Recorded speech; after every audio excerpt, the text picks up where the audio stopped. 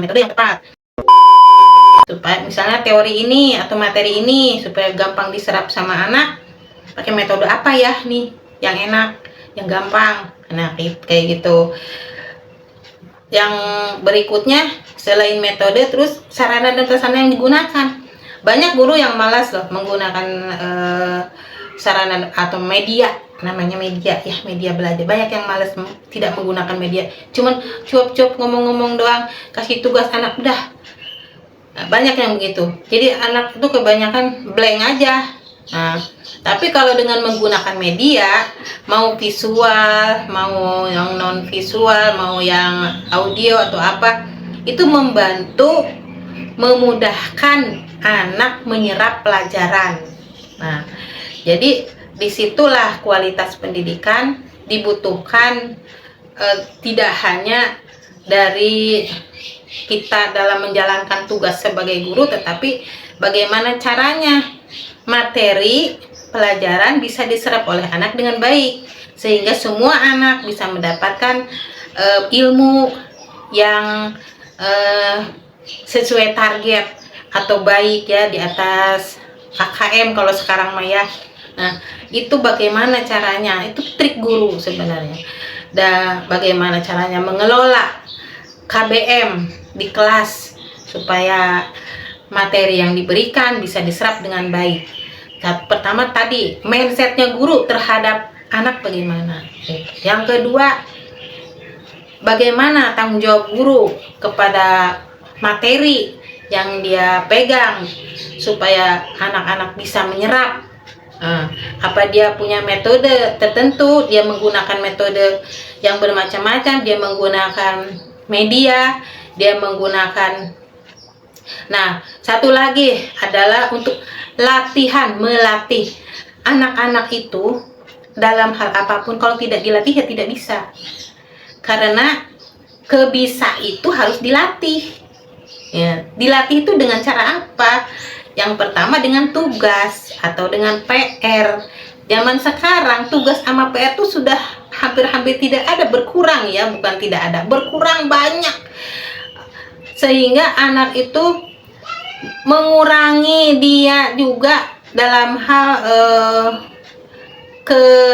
keterampilannya atau dalam hal kemampuannya dalam menguasai pelajaran. Cuman liwat doang kayak air di daun talas. Kenapa? Karena tidak dilatih, karena kurang latihan.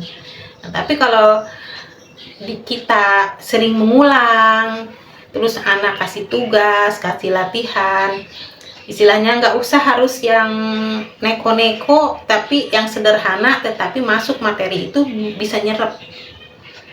Yang strategi guru bagaimana caranya, insya Allah kualitas pendidikan juga akan lebih baik begitu.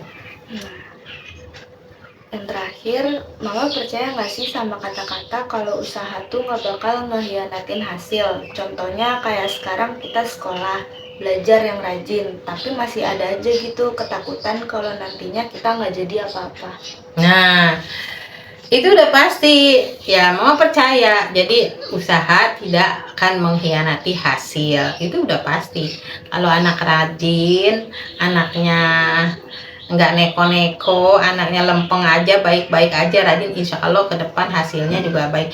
Nah sekarang tapi kita ada berpikir, kita udah begini udah begitu, tapi ke depannya kita nggak dapat apa. Enggak, itu namanya pesimis ya. Jangan pesimis ya, tapi kita harus optimis, harus bangun dulu pikiran kita dengan pikiran yang optimis, bahwa kita melakukan sesuatu ini untuk diri kita, untuk kebaikan kita, bukan untuk orang lain.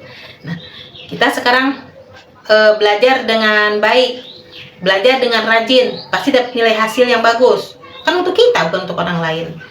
Nilai hasil bagus, nanti kita dapat mudah dapat sekolah negeri, ya kan? Contohnya, contoh yang sederhana seperti itu. Gampang masuk ke negeri, itu karena hasil dari usaha kerja keras kita sebagai anak sekolah. Nah, dari situ kita yang masalah kedepannya kita jadi apa,